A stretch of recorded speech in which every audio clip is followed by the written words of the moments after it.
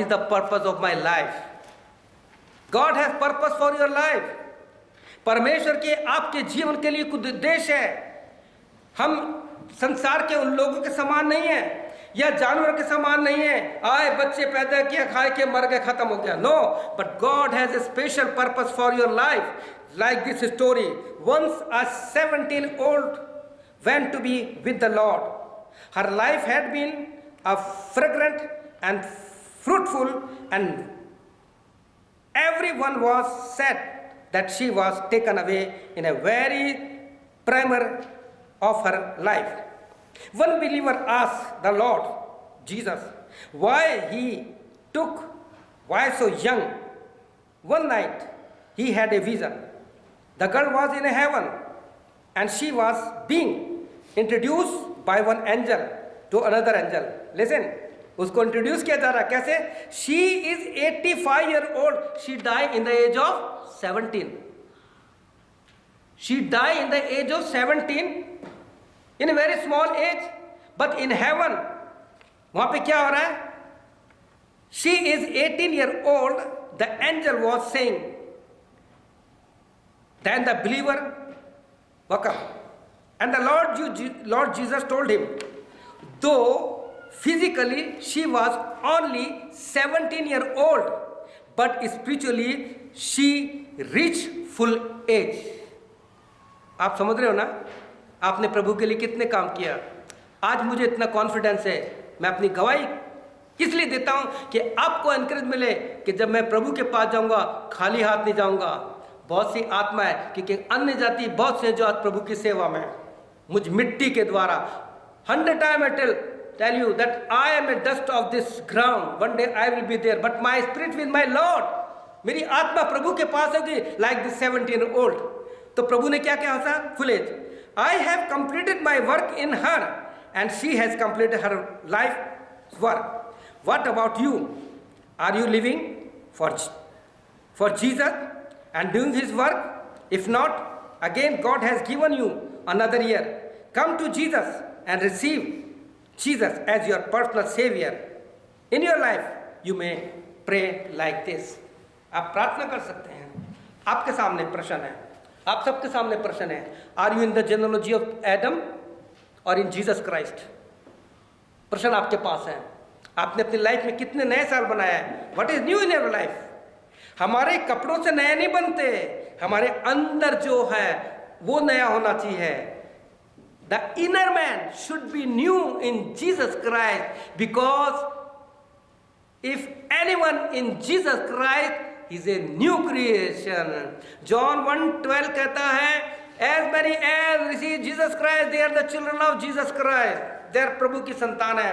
क्या आप इस नए साल पर मेरे साथ ये प्रार्थना करेंगे अपने मन में कि प्रभु हम नया बनना चाहते हैं? अपने घर पे जाइए, इसको फोल्डर को पढ़िए, इसमें प्रार्थना लिखिए। हम कहते हैं संसार की बातें करते हैं, संसार का ज्ञान प्राप्त करते हैं, लेकिन आज से आप याकूब के अनुसार कहिए, प्रभु जो ज्ञान ऊपर से आता है वो पहले उसकी सारी क्वालिटी लिखिए, पवित्र होता है।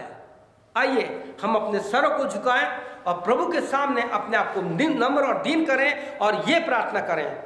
आइए हम प्रार्थना करें। अपने सरों को झुका लीजिए। Please close your eyes and what I am praying you can join with me. जो कुछ मैं जो कुछ प्रार्थना कर रहा हूं आप अपने मन में कीजिए, क्योंकि परमेश्वर के वचन में लिखा है God is greater than our heart, he knows everything. परमेश्वर हमारे मन से बड़ा है, वो सब कुछ जानता है। केवल इतना कीजिए, Lord Jesus, just as I am not worthy Lord, but you are calling me. Come unto me just as you are. Come unto me. What the nature you have, what you have done in your past life. But Lord Jesus, today is the first day of 2015. Lord Jesus, today I confess my all sin, Lord. Lord Jesus, I want to be your son, your daughter.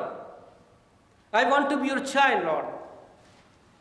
Lord Jesus, I want to add myself in your genealogy, the genealogy of life, and give me the holy life. Give me your nature, Lord. According to Philippians 2:5, let this mind be in you, which was also in Christ. Lord Jesus, help me and guide me in the right way.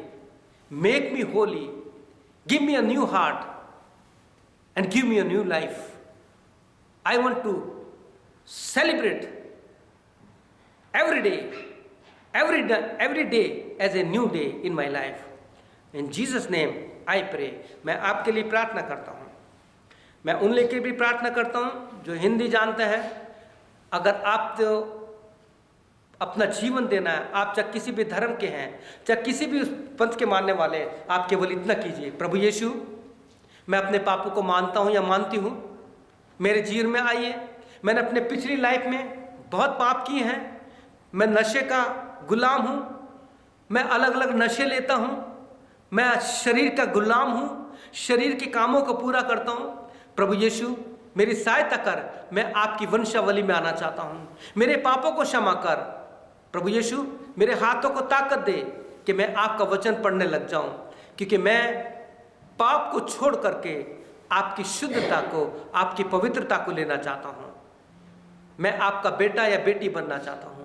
प्रभु यीशु, मेरी सहायता कर, ताकि मैं हर दिन हर समय अपने जीवन को एक नए रूप में बनाते हुए हर दिन एक नए साल या नए जीवन के रूप में बिता सकूं. प्रार्थना यीशु के नाम से मांगता हूँ, आमीन. मैं आप सबके लिए प्रार्थना कर रहा हूँ. अगर आपने इस प्रकार से प्रार्थना की है तो निश्चय जानिए कि प्रभु ने आपको संभाला है. अपनी रोज की लाइफ में आप बढ़ते जाइए. प्रभु यीशु से हर एक सुनने वाले भाई, हर एक बहन को, बच्चों को, जवानों को तेरे हाथों में सौंपता हूँ. हर एक के जीवन में काम कीजिए. अगर इन्होंने वास्तव में अपना दिल खोला है तो इनके जीवन में आइए और उनको एक नया हृदय दीजिए, नई आत्मा दीजिए, और उसके साथ तू अपनी आत्मा दीजिए, ताकि तेरी बातों को पढ़ करके, तेरे वचन की बातों को पढ़ के उस पर चल सके. सारी महिमा हम तुझे देते हैं. प्रार्थना यीशु के नाम से मांगते हैं, आमीन. मैं आपको अपने परिवार की तरफ से और कलीसिया की तरफ से wish you very blessed this new year 2050. आप सबको मैं इस नए साल की शुभकामनाएं देता हूं और चाहता हूं कि आप अपने दिन प्रतिदिन के जीवन में नए जीवन चलकर प्रभु की वंशावली में आ जाइए. प्रभु आपको आशीष दे. May God bless you. आमीन और फिर आमीन.